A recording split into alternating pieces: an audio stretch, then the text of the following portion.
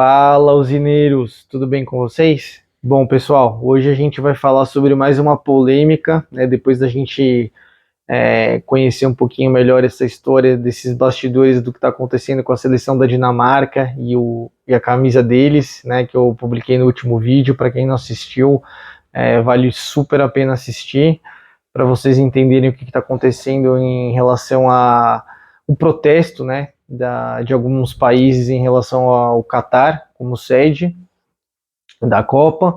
E hoje a gente vai fazer uma análise sobre o que está acontecendo com o Equador, o tapetão que está se desenhando aí para a Copa. A chance é muito pequena disso acontecer, do Equador acabar não participando da Copa, mas existe essa possibilidade.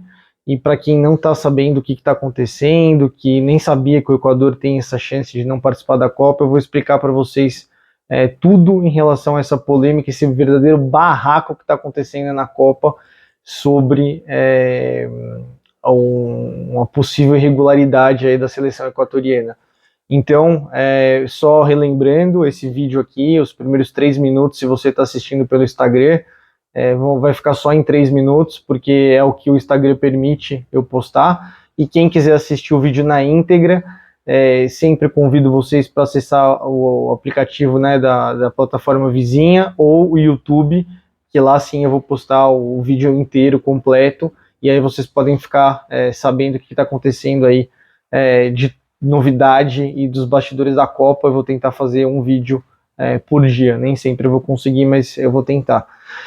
Então vamos lá, vamos discutir aqui o que está acontecendo com o Equador, pessoal. Para quem não está sabendo, tem um jogador equatoriano, né, o nome dele é Castilho, e esse jogador, existe uma polêmica em volta dele sobre aonde de fato ele nasceu e se ele estava regular ou não para jogar a Copa. Mas como assim? O que acontece é que um jornal britânico chamado Daily Mail postou uma reportagem, uma notícia, dizendo que eles tinham um áudio, que eles divulgaram esse áudio, onde supostamente o Castilho falava nesse áudio que ele adulterou, que ele fraudou a documentação dele, e que na verdade ele nasceu na Colômbia e não no Equador, numa cidade chamada Temuco, em 1995, a princípio, onde ele teria falado, né, que ele nasceu dentro da Colômbia. E, na verdade, está escrito nos documentos oficiais dele em relação à parte equatoriana que ele nasceu em 1998, na verdade, 3 anos depois, numa cidade que chama General Villamil, não sei como é que pronuncia exatamente. Mas, em todo caso, o fato é que o Chile está alegando que esse jogador não nasceu no Equador, baseado nessa matéria desse jornal britânico.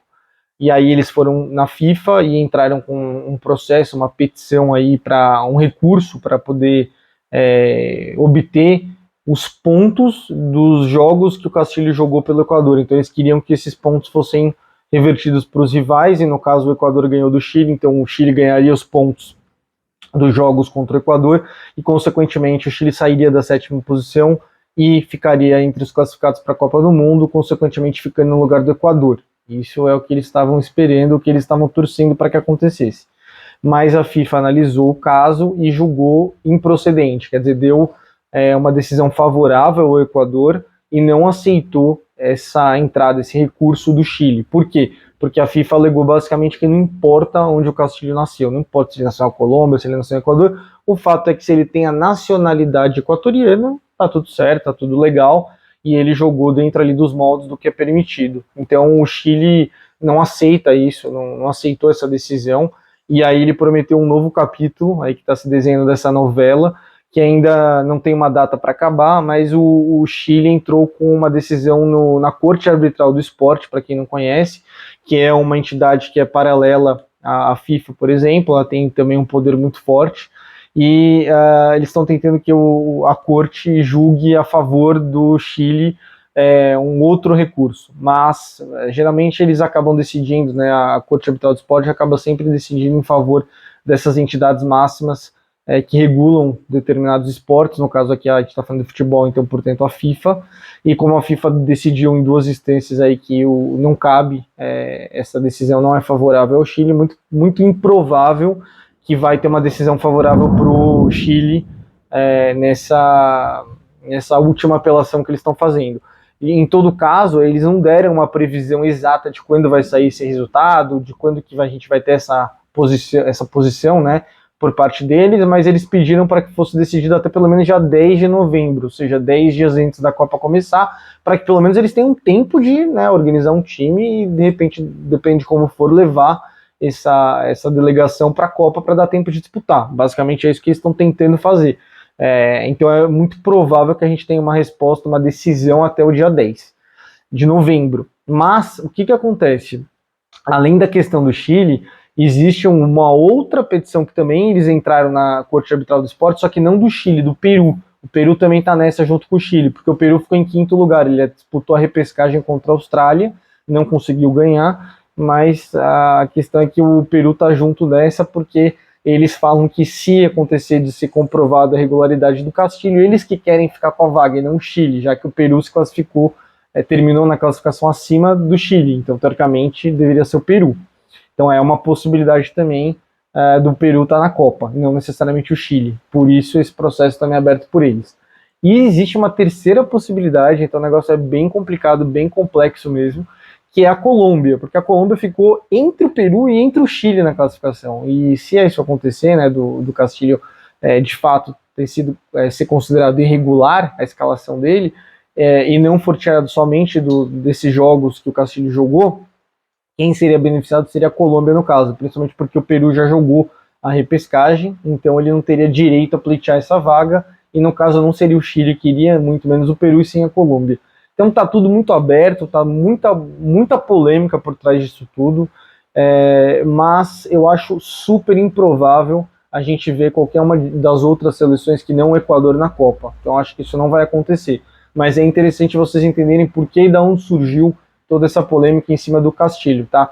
Eu também acho que é muito estranho todos esses países entrarem com esses processos se eles não tivessem provas contundentes ou muito sérias de que de fato ele nasceu na Colômbia. Então realmente eu acho que ele nasceu na Colômbia, isso realmente deve ter acontecido, mas o que a FIFA falou, não importa onde ele nasceu e sim a nacionalidade. O Estado, o país Equador é soberano, né, a decisão que o Equador tomar em relação a isso, e eles têm documentos para provar que o Equador, judicialmente falando, deu sim a cidadania equatoriana para o Castilho. Então não importa se ele nasceu na Colômbia ou não, mas a gente sempre lembra que o Castilho não foi convocado para jogar o Sub-17 e o Sub-19, exatamente porque o Equador tinha esse pé atrás na época em relação a onde ele nasceu, por a cidade de Temuco na Colômbia ou essa de General serem muito próximas ali da fronteira. Então já tinha essa polêmica em relação a ele. Em todo caso, é isso que acabou acontecendo e vamos ver o que vai se desenrolar aí nos próximos dias. Eu vou tentar postar um vídeo por dia, como eu prometi para vocês. Amanhã eu não vou conseguir porque eu vou estar em viagem, mas na sexta-feira com certeza tem vídeo novo. Eu vou postando para vocês. Vou tentar um por dia para trazer o máximo de bastidores que eu puder da Copa para vocês, tá bom? Então eu queria agradecer mais uma vez quem está acompanhando aí meu trabalho, quem está acompanhando a página, e o raio-x das seleções continuam a pleno vapor aí nessa quarta, nessa quinta-feira, sem interrupções, tá bom? Um grande abraço aí para você, pessoal.